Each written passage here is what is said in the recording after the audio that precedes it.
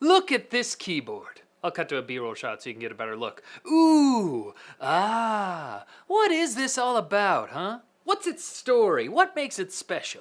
This is the Tesoro Gram Spectrum Mechanical Low-Profile Gaming Keyboard, and it teaches us that you can have a well-performing mechanical keyboard for gaming, RGB lighting and all, that also looks great with a minimalist and compact design.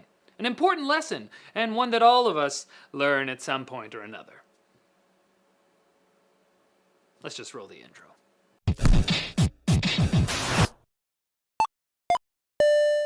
Now, I'll be honest, I was drawn to this keyboard as soon as I saw it. While I do prefer mechanical keyboards, there are so few out there that look like they might belong in a minimalist workspace. The vast majority of them are various shades of gray with big blocky keycaps and gaudy designs etched into the body. And to be honest, Tesoro themselves has served that particular market segment for a while, but now with the Gram Spectrum, they're going against this trend with a smooth, nondescript body and low-profile keycaps. Those keycaps are part of what makes the keyboard so interesting to look at. They're about half the height of regular keycaps, so they make the whole board seem less blocky. The metal base plate, which is apparently iron, is also exposed so you can see the switches themselves, and that lends an additional sense of slimness to this peripheral. And let's not forget, fanciness as well.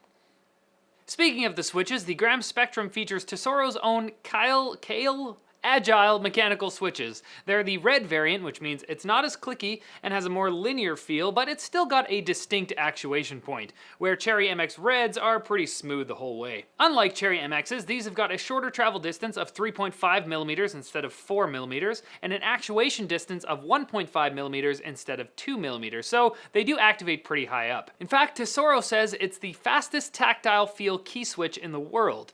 I'm not sure about that, but I can tell you that it does activate pretty much right at the top of the travel distance. And the total travel distance being slightly smaller than regular mechanical keyboards contributes to the overall thinness of the design. Now, as long as we're talking about numbers, we might as well take a look at the full list of specs. The Gram Spectrum is 445 by 136 by 24.55 millimeters and weighs 1.05 kilograms, or about 2.3 pounds. It's rated for 60 million keystrokes per key, has a polling rate of 1000 Hz, 6-key and full N-key rollover options, 512 kilobytes of onboard memory, a 32-bit ARM Cortex Premium processor, 16.8 million possible colors as part of the RGB lighting, and a 6-foot detachable braided cable for easy portability.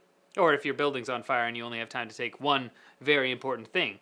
I gotta say though, in that situation, you should probably grab your wallet, or your phone, or another person.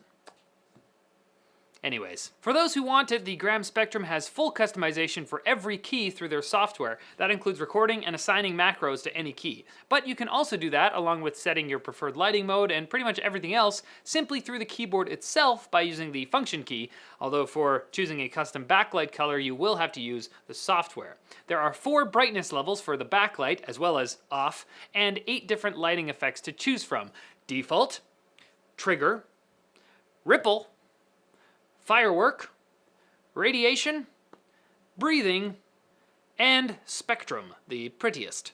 Along the F keys up top, you've got 5 custom profile buttons, as well as multimedia buttons, and of course the gaming mode toggle that you can use to disable the Windows key while gaming. Now, in terms of the actual typing experience of using this keyboard, I found it to be pretty satisfying. The shorter travel distance and hard bottom mean hitting each key is appropriately punchy, while not requiring much force to actuate so your fingers won't get tired. For comparison's sake, I've been using a Topri Type Heaven keyboard at work, and its switches activate pretty much at the top of the key press as well, but they require more force and have a mushy bottom, so this was a nice change. Now, to balance this out though, I gotta say a couple things that weren't my favorite about the Gram Spectrum. Typing is a bit louder than I'm used to, although not nearly as loud as a keyboard with blue switches, and I don't think it would be anything to really complain about, but just so you know. Second, the exposed base plate and switches look really cool, but I also wish the switches weren't visibly red.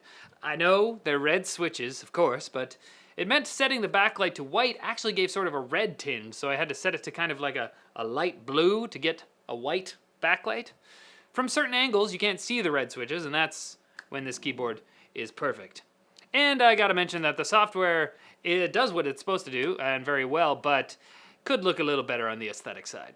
But other than that, there you have it, a nice minimalist design with a very thin body thanks to those low profile keycaps, solid metal base plate, beautiful RGB LED capabilities, and excellent individual key customization, plus a 1-year warranty to boot.